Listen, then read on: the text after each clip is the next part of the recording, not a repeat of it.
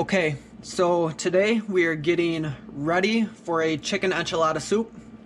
The first step we're going to do is make our red enchilada sauce. And for most sauces, I like to make them a couple days ahead of time. I'll put them in a mason jar, throw that in the fridge. And I really do that because it gives all the flavors a chance to mix together and you get a more full sauce.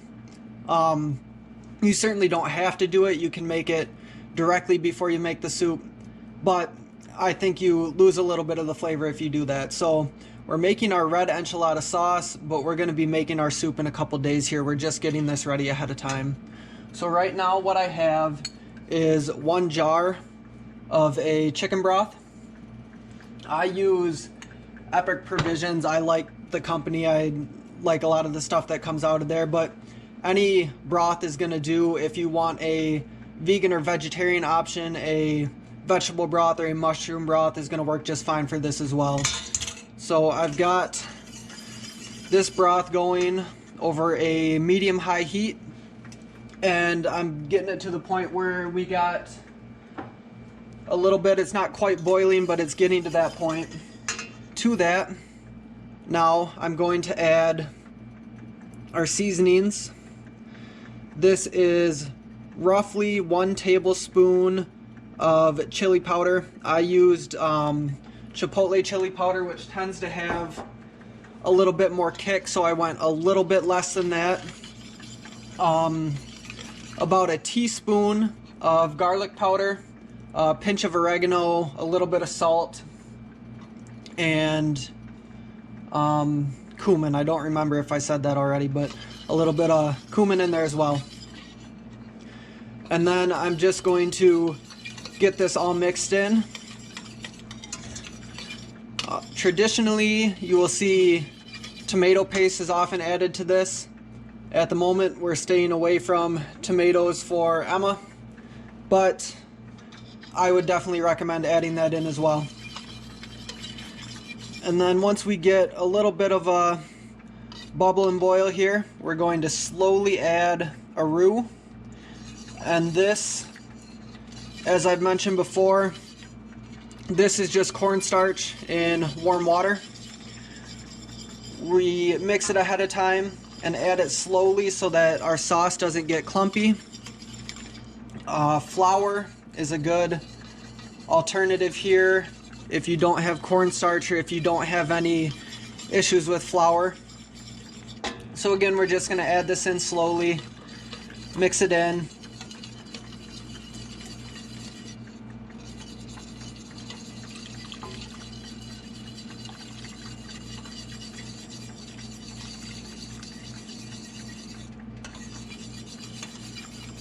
And then once we have it all mixed up, we're just gonna let it come to a boil, turn it down to simmer, and then just cook it until it thickens up. That's what that cornstarch is in there for. It's gonna help everything thicken up, and we're just gonna get a nice sauce. And then again, in the fridge, let that sit for a day or two, and then we'll be ready to go.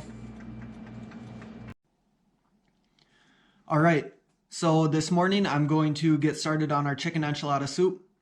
I'm starting this in the morning because, like most soups, the best way to get all the flavors to work nicely together is just time. So we're gonna get it on the stove and basically just let it cook all day. So in here I've got a little bit of chicken broth. To that, I'm going to add some chicken thighs. Another good option for this is chicken breast. We're just gonna drop those in there.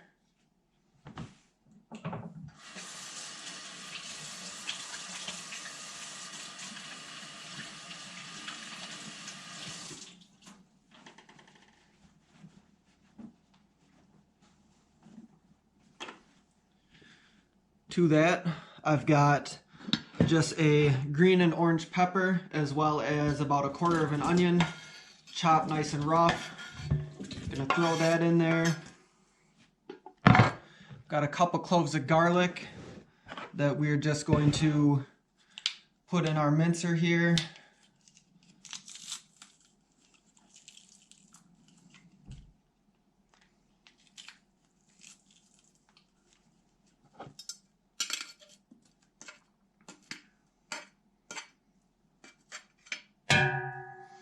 Get that in there. I've got a can of whole kernel corn.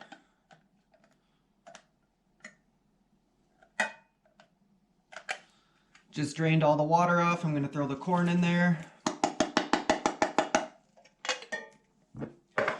Got roughly a cup of dry beans, dry pinto beans that have been rehydrated. Dump those in. I've got our red enchilada sauce that we made already. Again, we made this. I just had it setting in the fridge for, I think it was roughly 2 days.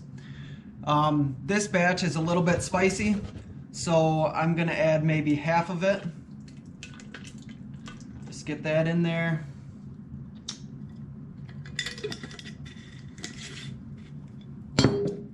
I'm gonna add just a little bit of cornmeal. This was a kind of medium coarse ground. I put it in the food processor and tried to grind it up a little bit more. We're looking for a little bit of a finer grind, but if we can't quite achieve that, it's going to be all right too. Just going to throw, I don't know, the equivalent of a couple tablespoons in there.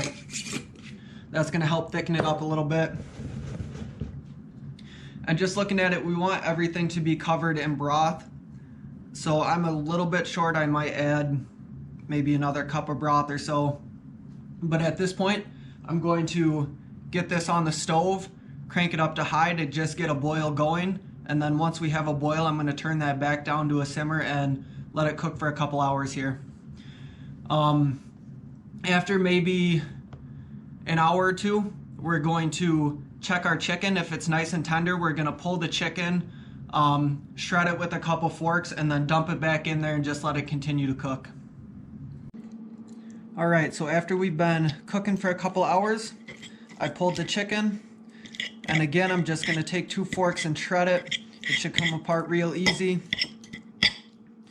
Once I get all of this shredded, I'm going to return it to the pot, and then at this point I'm also going to add some cream. This is just a Mexican table cream.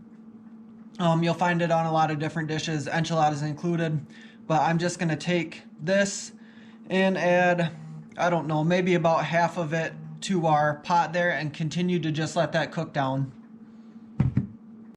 Alright, so after about 6 hours of cooking, we're good to go. This probably would have been just fine to eat, you know, 3-4 hours ago. Like I said, I just like to, with soups, cook it low and slow for as long as I can. And that just tends to get the flavors mixed up a little bit better. So the last thing we're going to do is just break a couple tortilla chips over there and throw some cheddar cheese on top. You can throw some sour cream in there, other stuff like that. Great options. And there you have it.